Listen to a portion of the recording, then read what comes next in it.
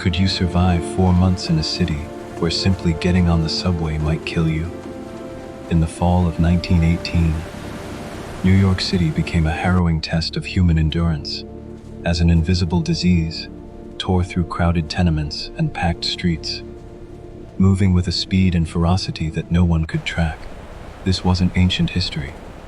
This was the modern world, a time of skyscrapers and subways, facing a pandemic that spread faster than the news of the war itself. While other American cities shuttered their schools and theaters, New York made a different, more controversial choice: to keep the city open, even as bodies began to pile up faster than they could be buried.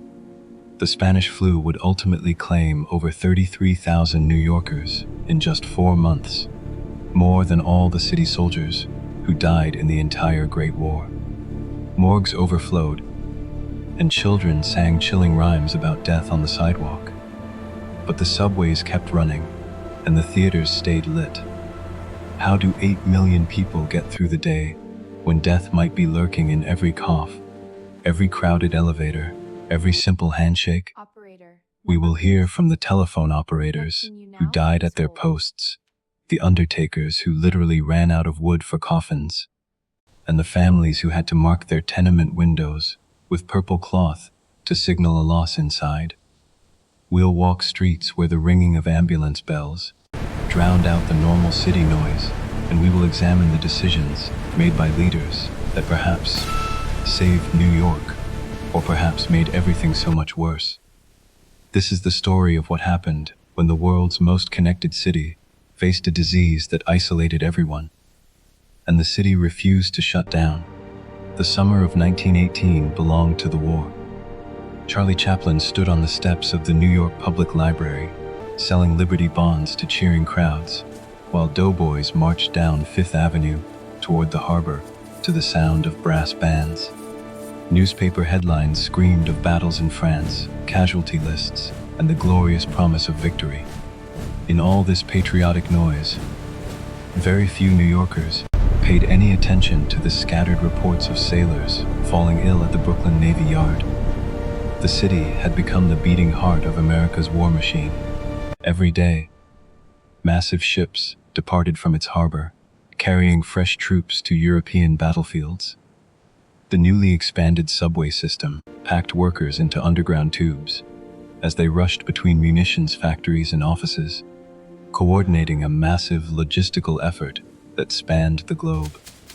In the tenements of the Lower East Side, immigrant families crowded into airless rooms, their sons either overseas or working in shipyards that never stopped building. Dr. Royal S. Copeland, the city's health commissioner, embodied this wartime confidence, a charismatic homeopath who understood the power of public relations. Copeland assured reporters in early September that the city is in no danger of an epidemic. When pressed about the mysterious illness affecting dock workers, he dismissed it as a 3-day fever, the nothing that would interfere with the war effort or the vital flow of men and materials through New York's harbor. This wasn't just medical hubris. The Sedition Act had made any news that could damage wartime morale potentially criminal. Across the Atlantic, German submarines prowled shipping lanes, while Allied censors suppressed reports of a devastating illness sweeping through military camps. The pandemic got the name Spanish flu, not because it started in Spain, but because Spain's neutral press could report freely on the catastrophe while warring nations kept quiet. By mid-September, however, the whispers grew harder to ignore. Sailors arriving from Boston brought more than cargo. They carried the second, deadlier wave of influenza. But the city's attention stayed fixed on the war's climactic months. Victory seemed within reach, and nothing, not even a mysterious fever, would be allowed to dim that hope. October arrived with the sound of death moving through the city, not the distant, noble death of the battlefields that filled the newspaper columns, but something immediate and terrifying that struck in tenement hallways and subway cars. The Spanish flu had learned to hunt in the world's most crowded spaces. The virus killed with a speed that defied logic. Martha Cohen, a seamstress on Hester Street, felt perfectly fine when she left for work on a Tuesday morning. By afternoon, her lips had turned blue from a lack of oxygen, and she was dead before midnight. She was just one of dozens that day whose lips and fingernails turned that haunting bluish tint, like they were drowning in thin air. Fear changed the city's daily rhythms. The subway became a chamber of mutual suspicion. A single cough in a crowded car could clear an entire section as passengers pressed themselves against windows or fled at the next stop. People learned to breathe differently, shallow and careful, as if the air itself had turned hostile. Children created a jump rope rhyme that echoed through schoolyards. I had a little bird. Its name was Enza. I opened the window, and in flew Enza.